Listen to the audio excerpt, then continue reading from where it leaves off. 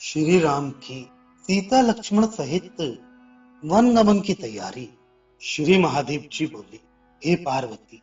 तब महारानी सुमित्रा ने राम को देखकर संभ्रम पूर्वक महारानी कौशल्या को चेत कराकर बताया कि राम खड़े हुए ही। राम का नाम सुनते ही उनकी बहिर्दृष्टि हुई और उन्होंने विशाल नयन राम को देख गले लगाकर गोद में बिठा लिया तथा उनका सिर सूंघकर उनके नीलकमल सदृश श्याम शरीर पर हाथ फेरा और कहा, बेटा भूख लगी होगी, कुछ मिष्ठान्न खा लो।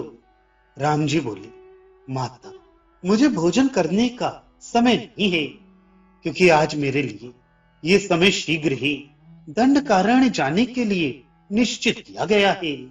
मेरे सत्य प्रतिज्ञ पिताजी ने माता कैकेयी को वर देकर भरत को राज्य और मुझे अति उत्तम वनवास दिया है। वहां मुनि वेश से 14 वर्ष रहकर मैं शीघ्र ही लौट आऊंगा। आप किसी प्रकार की चिंता न करें।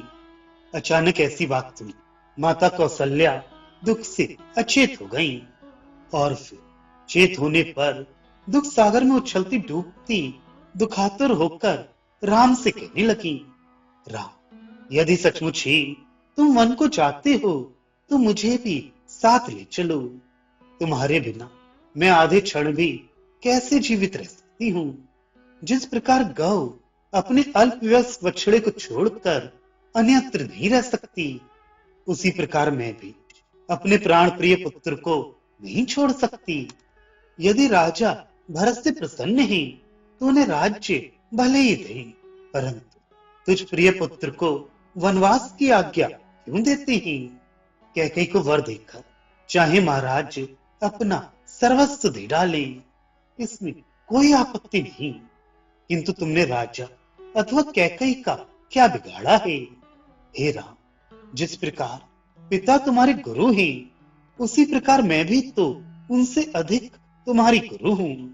यदि पिता ने तुमसे वन जाने को कहा है तो मैं तुम्हें रोकती हूं। यदि मेरे वाक्य का उल्लंघन कर तुम राजा की आज्ञा से वन को चले जाओगे तो मैं अपना प्राण छोड़कर यमपुर को चली जाऊंगी। तब लक्ष्मण ने भी कौशल्या के वचन सुनकर राम जी की ओर देखकर रोष से त्रिलोकी को दग्ध करते हुए से कहा, मैं उन्मत्त भ्रांत चित्त और कैकेयी के वशवर्ती राजा दशरथ को बांधकर भरत को उनके सहायक मामा आदि के सहित मार डालूंगा। आज संपूर्ण लोगों को दग्ध करने वाले काला नल के समान मेरे पौरुष को पहले वे सब लोग देख लें। हे शत्रु दमन राम, आप अभिषेक की तैयारी कीजिए। उसमें विघ्न उपस्थित करने वालों को मैं हाथ में धनुष बाण लेकर मार डालूंगा। लक्ष्मण जी के इस प्रकार कहने पर रघुनाथ जी ने उन्हें गले लगाकर कहा, रघुश्रेष्ठ तुम बड़े शूरवीर और मेरे परम हितकारी हो। तुम जो कुछ कहते हो वह मैं सब सत्य मानता हूं, किंतु यह उसका समय नहीं है। यह जो कुछ राज्य और देह आदि दिखाई देता है वह सब यदि सत्य होता तो अवश्य तुम्हारा परिश्रम सफल होता, किंतु ये भोग तो मेघ रूपी वितान में चमकती हुई बिजली के समान चंचल है और आयु अग्नि में तपाए हुए लोहे पर पड़ी हुई जल की बूंद के समान क्षणिक है। जिस प्रकार सर्प के मुंह में पड़ा हुआ भी मेढक मच्छरों को ताकता रहता है, उसी प्रकार लोग काल रूप सर्प से ग्रस्त होते हुए भी अनित्य भोगों को चाहते रहते हैं। कैसा आश्चर्य है कि शरीर के भोगों के लिए ही मनुष्य रात दिन अति कष्ट सहकर नाना प्रकार की क्रियाएं करता रहता है। यदि यह समझ ले कि शरीर आत्मा से भिन्न है तो फिर भला पुरुष कैसे किसी भोग को भोग सकता है। पिता, माता, पुत्र, भाई, स्त्री और बंधु बांधवों का संयोग प्याऊ पर एकत्रित हुए जीवों अथवा नदी प्रवाह से इकट्ठी हुई लकड़ियों के समान चंचल है। ये निस्संदेह दिखाई पड़ता है कि लक्ष्मी छाया के समान चंचल, यौवन जल तरंग के समान अनित्य है। स्त्री सुख स्वप्न के समान मिथ्या और आयु अत्यंत अल्प है। तथापि प्राणियों का इनमें कितना अभिमान है। ये संसार सदा रोग आदि संकुल तथा स्वप्न और गंधर्व नगर के समान मिथ्या है। मूढ़ जन ही इसको सत्य मानकर इसका अनुकरण करते हैं। नित्य सूर्य के उदय और अस्त होने से आयु क्षीण हो रही है तथा नित्य ही दूसरों की वृद्धावस्था और मृत्यु होती देखी जाती है।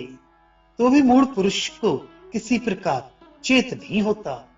नित्य प्रति उसी प्रकार दिन और रात होते हैं, किंतु मूढ़मती पुरुष भोगों के पीछे ही दौड़ता है, काल की गति को नहीं देखता। कच्चे घड़े में भरे हुए जल के समान आयु प्रतिक्षण क्षीण हो रही है और रोग समूह शत्रुओं के समान शरीर को नष्ट करते हैं।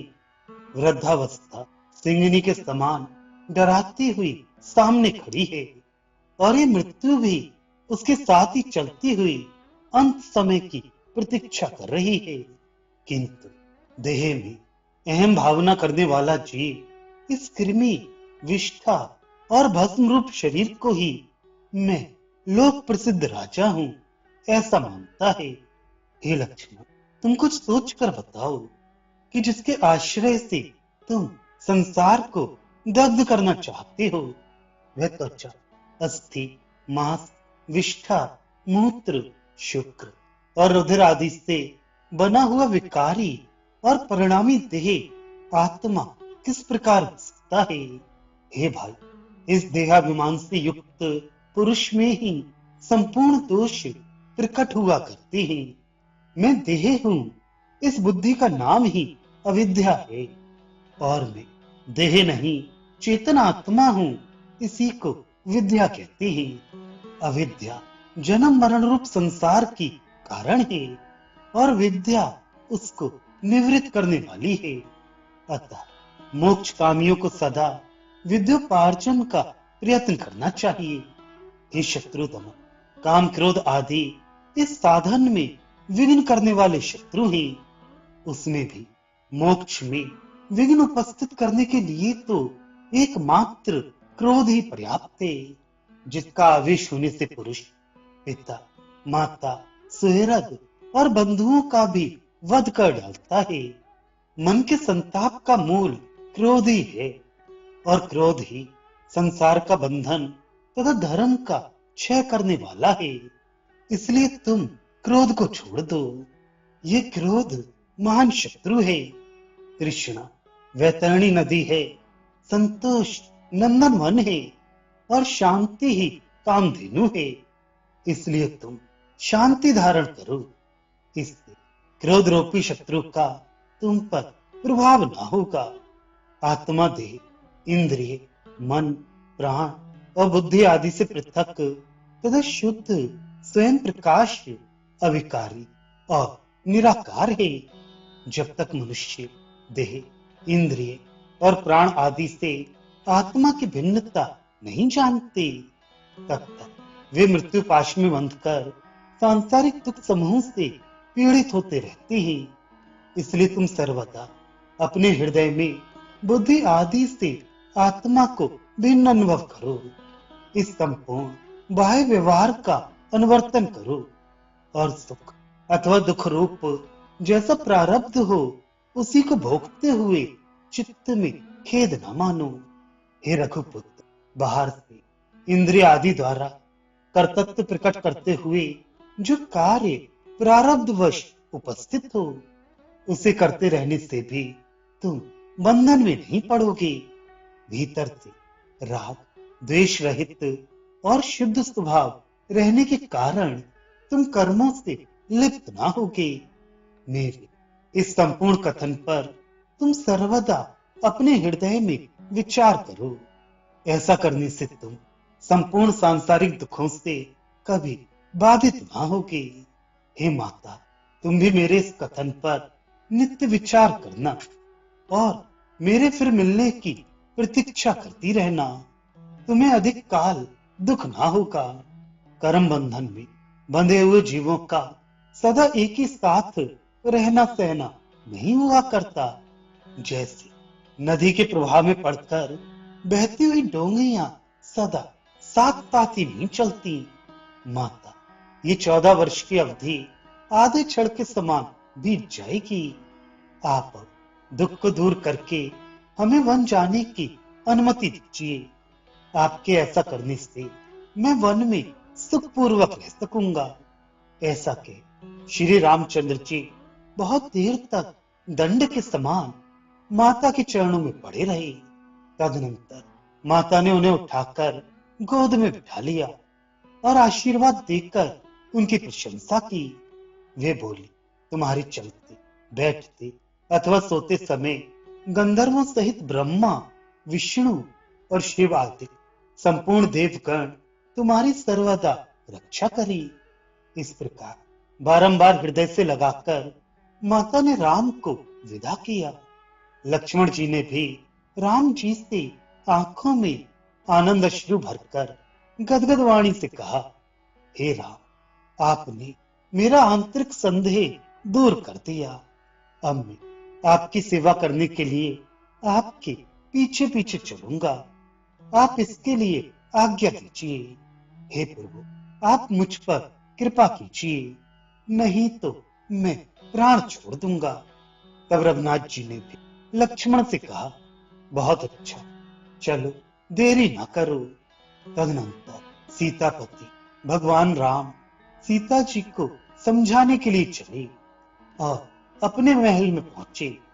मंद मुस्कान पूर्वक बोलने वाली श्री सीता जी ने पतिदेव को आते देख एक स्वर्ण पात्र में जल लेकर भक्ति पूर्वक उनके चरण धोए और स्वामी की ओर देखते हुए पूछा, इस समय सेना के बिना ही आप कैसे आई हैं?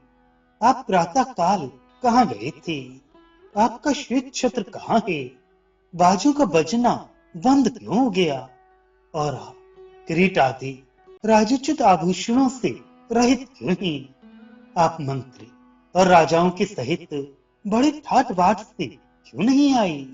सीता जी की इस प्रकार पूछने पर श्री रामचंद्र जी ने मुस्कुरा कर कहा, हे श्री, पिताजी ने मुझे दंडकारण्य का संपूर्ण राज्य दिया है।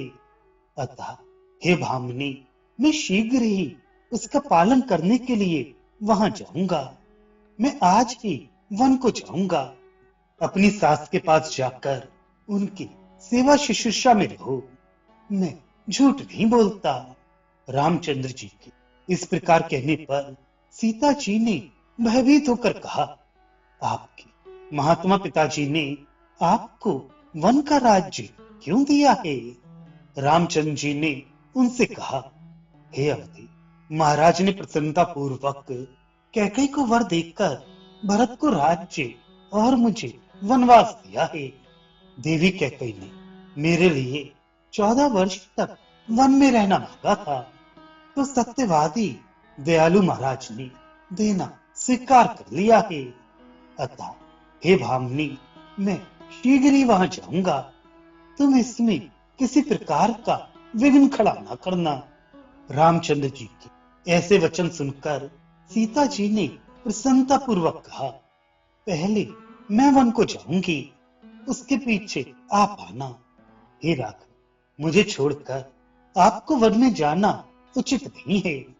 रघुनाथ जी ने प्रसन्न होकर अपनी प्रियवादिनी जानकी से कहा, मैं तुम्हें अनेकों व्याघ्र आदि वन्य पशुओं से पूर्ण वन में कैसे साथ ले चलूं? वहां मनुष्यों को खाने वाले भयंकर राक्षस रहते हैं और सबर सिंह, व्याघ्र तथा शूकर आदि हिंसक जीव फिरते हैं। हे सुंदर कमर वाली, वह भोजन के लिए कड़वे और खट्टे फल मूल आदि ही मिलते हैं। किसी प्रकार के पुए आदि व्यंजन वहां कभी नहीं मिलते। हे सुंदरी, वे फल भी सदा नहीं मिलते, किसी किसी समय कहीं कहीं मिलते हैं। उस वन में कहीं कहीं तो धूल और कांटों से ढके रहने के कारण मार्ग भी दिखाई नहीं देता। वह दंडकारण्य ऐसे ही अनेकों दोषों से भरा हुआ है। उसमें अनेकों गुफाएं और गड्ढे हैं तथा वह झिल्ली और डांसों आदि से भरा हुआ है। ऐसे वन में शीत, वायु और घाम आदि के समय भी पैदल ही चलना पड़ता है। मुझे संदेह है कि तुम वन में राक्षस आदि की भयंकर मूर्ति देखकर तुरंत ही प्राण त्याग कर बैठोगी। इसलिए हे भद्रे, तुम घर ही रहो, मुझे शीघ्र ही फिर देख पाओगी। राम के ये वचन सुनकर सीता ने दुखातुर होकर कुछ क्रोध से ओंठ कपाते हुए कहा, मुझ पतिव्रता धर्म पत्नी को आप घर क्यों छोड़ना चाहते हैं? आप धर्मज्ञ और दयालु हैं, फिर अपने अनन्य भक्ता और दोषहीना मुझ पत्नी को क्यों छोड़ते हैं? हे राम, वन में भी आपके पास रहते हुए मेरा कोई क्या बिगाड़ सकता है? जो भी फल मूल आदि आपके खाने से बचेंगे वे ही मेरे लिए अमृत के समान होंगे। उनसे संतुष्ट होकर मैं आनंद पूर्वक रहूंगी। इसमें कोई संदेह नहीं कि आपके साथ विचरते हुए मेरे लिए कुछ काश्य और कंटक आदि भी फूलों के बिछौनों के समान होंगे। मैं आपको किसी प्रकार का कष्ट ना दूंगी, बल्कि आपके कार्य में सहायिका होंगी। बाल्यावस्था में एक ज्योतिष शास्त्र विशारद महात्मा ने मुझे देखकर कहा था कि तू अपने पति के साथ वन में रहेगी। उन ब्राह्मण महोदय का वाक्य सत्य हो। मैं अवश्य आपके साथ वन में चलूंगी। एक बात और कहती हूँ, उसे सुनकर आप मुझे वन को ले चलिए। आपने बहुत से ब्राह्मणों के मुख से बहुत सी रामायण सुनी होंगी। बताइए, इनमें से किसी में भी क्या सीता जी के बिना राम जी वन को गए हैं? अतः मैं आपकी पूर्णतः सहायिका होकर अवश्य आपके साथ चलूंगी। यदि आप मुझे छोड़कर चले जाएंगे तो मैं अभी आपके सामने ही अपने प्राण छोड़ दूंगी। रघुनाथ जी ने सीता का ऐसा दृढ़ निश्चय देखकर कहा, देवी, तुम शीघ्र ही मेरे साथ वन को चलो।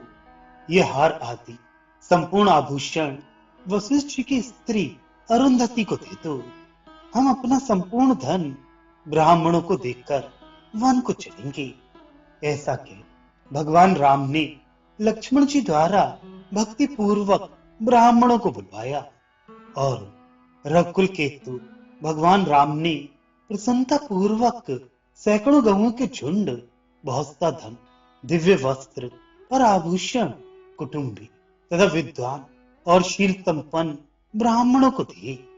सीता जी ने अपने मुख्य मुख्य आभूषण अरुंधति जी को दे दिए तथा अपनी माता के सेवकों को भी राम ने बहुत सा धन दिया।